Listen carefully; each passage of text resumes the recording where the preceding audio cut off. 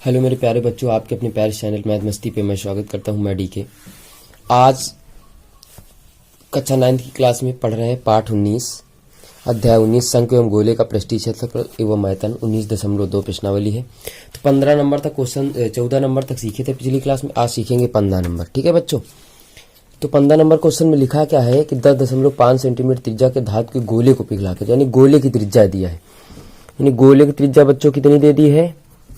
गोले की त्रिज्या बराबर, गोले की त्रिज्या बराबर कितना दिया है? 10.5 सेंटीमीटर, 10.5 सेंटीमीटर दिया। ठीक है, 10.5 सेंटीमीटर दिया है। तो पहले तुम गोले का आयतन निकालो। क्या निकालो? गोले का आयतन। तो गोले का आयतन बराबर बच्चों क्या होता है? 4/3 पाई आर क्यूब, यानी 10.5 का होल क्यूब सेंटीमीटर क्यूब आता है या घन सेंटीमीटर। ठीक है, उसके बाद करा जिनमें प्रत्येक की त्रिज्या छोटे शंकु बनाए गए। क्या बनाए गए? शंकु, जिनमें प्रत्येक की त्रिज्या 3.5 सेंटीमीटर, यानी शंकु की त्रिज्या लिखेंगे। क्या लिखेंगे? शंकु की त्रिज्या।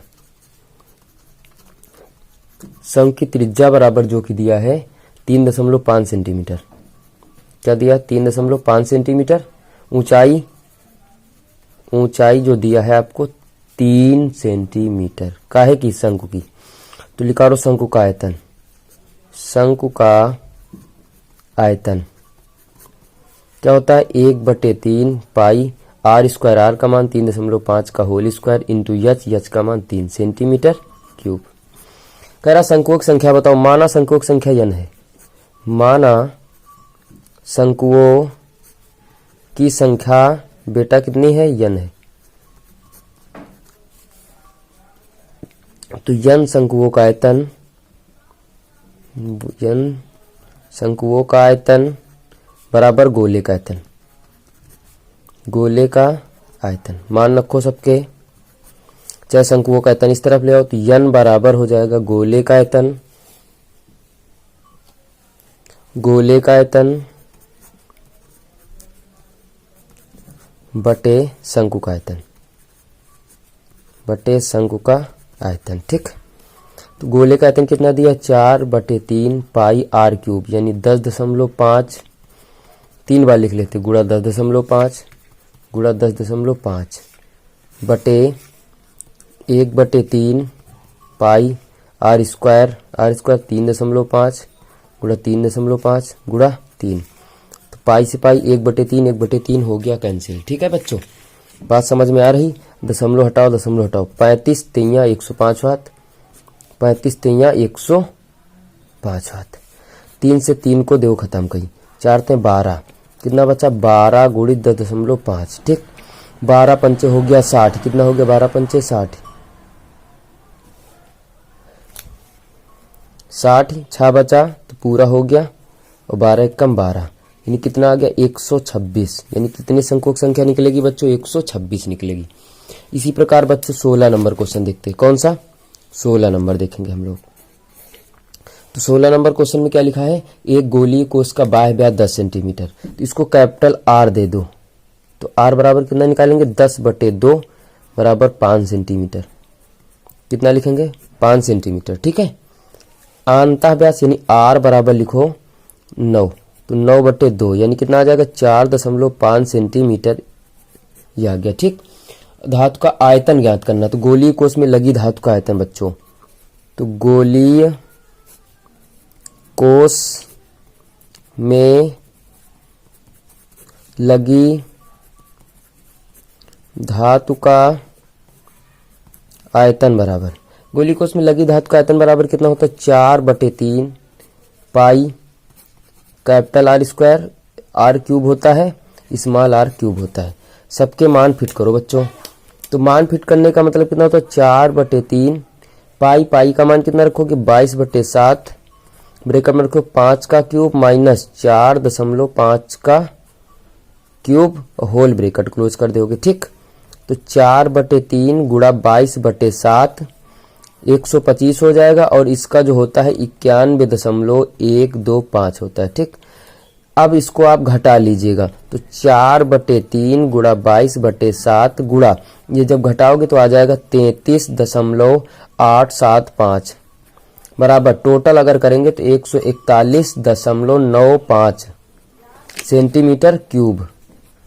Centimetre cube. ये बच्चों आपका उत्तर आ जाएगा फाइनली रिजल्ट। आ गई बात समझ में। इसी प्रकार से बच्चों हम लोग आगे बढ़ते हैं। 16 नंबर क्वेश्चन देखेंगे। कौन सा देखेंगे? 16 नंबर। बच्चों 17 नंबर क्वेश्चन देखते हो। देखो लिखा समान वृत्तीय आधार तथा समान ऊंचाई का एक शंकु अर्धगोला बेलन बनाया गया। इसके आयतनों का अनुपात बताइए। यानी यच बराबर क्या दे दिया? आर दे दिया है। तो लिखोगे शंकु का आयतन, अनुपात पूछ रहा, शंकु का आयतन बच्चा अनुपात लगा लो। फिर क्या दिया? अर्धगोले का आयतन, अर्धगोले का आयतन, फिर अनुपात लगा लो बेलन का आयतन। क्या लिखोगे भैया? बेलन का आयतन। ठीक है। शंकु का आयतन कितना होता है? 1/3 पाई आर स्क्वायर एच। अनुपात अर्धगोले का होता है 2/3 पाई आर स्क्वायर एच। इसका होता है पाई आर स्क्वायर एच। देखो आर स्क्वायर ये होता है आर, एच नहीं होता, आर क्यूब होता है। ठीक है। ये कट गया, ये कट गया, ये कट गया। ठीक। अब एक काम करते, देखो यच है ना तो यच की जगह पे कितना रख लेंगे? आर। तो 1/3 आर, 2/3 आर बचा ही था, पाई एच की कितना? आर। ये कट गया। अनुपात कितना बचा? 1/3 अनुपात 2/3 1/1 मान लेते, एलसीएम ले लेते तो 1:2:3 पहुंच जाएगा। तो कितना आ जाएगा? 1:2:3 आ जाएगा बच्चों। इसी क्रम में आगे बढ़ते हुए हम उनसे 18 क्वेश्चन नंबर देखते हैं। एक अर्धपात्र कटोरे के रूप का है।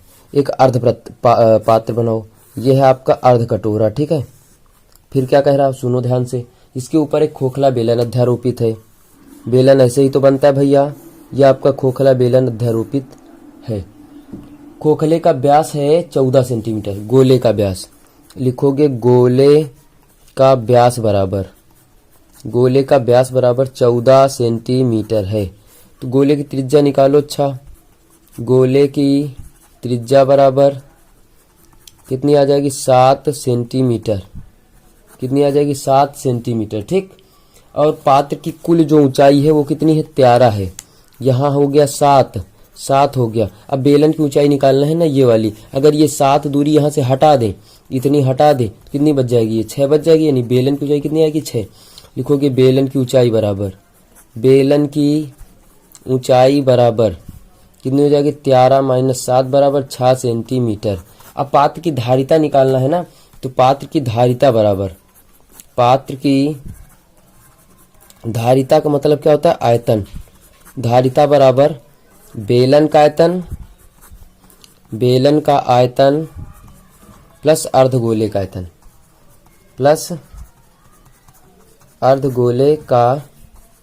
आयतन। ठीक है। तो बेलन का आयतन कितना होता है? Pi r square h. तो pi r square h plus 2/3 pi r cube. तो त्रिज्या तो सेम है, त्रिज्या आपकी सेम है। तो करेंगे क्या हम लोग? पाई आर स्क्वायर ले लेंगे कॉमन, तो बच जाएगा एच प्लस 2/3 आर बच जाएगा। मान रखो भैया 22/7 गुणा आर का मान कितना रखोगे? 7। कितना है? 7 ही तो है। तो 7 का स्क्वायर ब्रैकेट में रखोगे। यच का मान कितना निकाला? 6 प्लस 2/3 गुणा 7। 7 से ये हो जाएगा कैंसिल। ये टोटली आ गया 154 आया। ब्रैकेट में कितना हो जाएगा?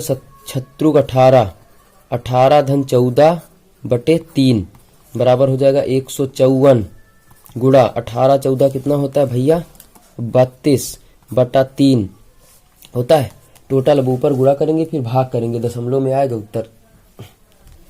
टोटल अगर ऊपर गुणा करते हैं तो आपका उत्तर आ जाएगा 1568/3। अगर इसका भाग करेंगे तो तुम जानते हो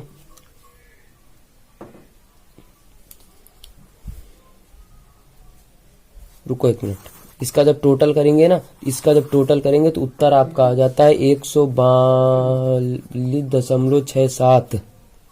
कितना आ गया बच्चों? Centimetre cube. इतना आ गया आपका उत्तर।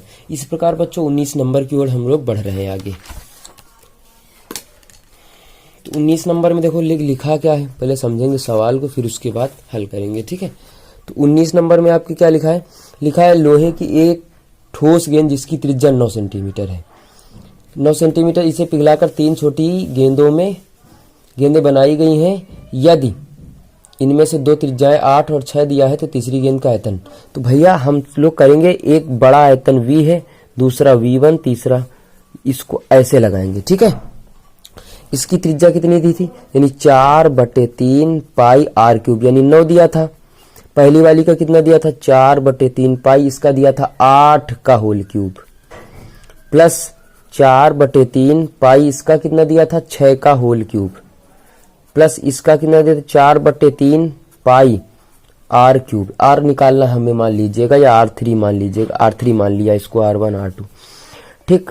तो 4/3 पाई ब्रैकेट में कितना हो जाएगा, 729 बराबर 4/3 पाई हो जाएगा कॉमन, तो अंदर कितना बच जाएगा, 8 का क्यूब यानी 512, 6 का कितना होता है 216, प्लस r3 क्यूब, है ना, ये जाएगा डिलीट, कैंसिल हो जाएगा। 729 बराबर ये कितना बच जाता है, ये बच जाता है 728, कितना बचता है 728 प्लस r3 क्यूब। इसको इस तरफ ले आओ जाके भैया, तो 729 बराबर r3 क्यूब कितना हो जाता है, 1 बराबर r3 क्यूब, क्यूब हटाओ करंडी लगा लीजिएगा बड़े प्यार से। तो r3 बराबर कितना आ जाएगा, यानी 1 सेंटीमीटर, यानी जो लास्ट गेंद है उसकी त्रिज्या कितनी आ जाएगी, 1 सेंटीमीटर। r3 बराबर 1 सेंटीमीटर। ये आपका फाइनली रिजल्ट आ गया बच्चों। अब इस प्रकार 20 नंबर क्वेश्चन हम लोग देखते हैं, जो कि सभी लोग बेहद आसान है, लगा सकते हैं। आइएगा, 20 नंबर में लिखा 24 सेंटीमीटर व्यास, यानी व्यास कितना दिया, 24 सेंटीमीटर। खटाक से इसको चेंज करो, तो व्यास बराबर कितना है, 24 तो सेंटीमीटर। त्रिज्या कितनी आ जाएगी फटाक से, r बराबर आ जाएगा 12 सेंटीमीटर। जानते हो सभी लोग बच्चों, ऊंचाई कितनी दिया, 6, यानी h बराबर आपका दिया है 6 सेंटीमीटर, 6 सेंटीमीटर। और एक लंबवती शंकु को पिघलाकर, ये शंकु बन रहा है, शंकु को पिघलाकर एक गोले के रूप में ढाला जाता है। गोले का क्षेत्रफल, गोले का पृष्ठीय क्षेत्रफल ज्ञात कीजिए। तो जब गोले की त्रिज्या मिल जाएगी तो पृष्ठीय क्षेत्रफल निकालेंगे।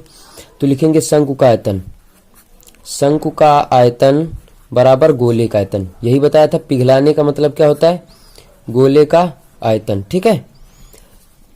तो शंकु का आयतन 1/3 पाई, r का मान कितना दिया, 12 का होल स्क्वायर इंटू 6 बराबर 4/3 पाई r क्यूब, है ना। तो 1/3 पाई कैंसिल, 1/3 पाई कैंसिल, 4 को नीचे उठा लो, तो 12 गुणित 6 बटा ले आओ 4 बराबर r क्यूब। 2 से काटो, 2 दूनी 4, 2 छा का 12 और 2 छा का 12, यानी 6 का क्यूब मिल गया बराबर r का क्यूब। क्यूब क्यूब गया कट, तो r बराबर आ गया 6। अब लिखेंगे गोली का वक्र पृष्ठीय क्षेत्रफल। गोले का क्या लिखोगे भैया, गोले का पृष्ठीय क्षेत्रफल, यही तो पूछ रहा ना, गोले का पृष्ठीय क्षेत्रफल।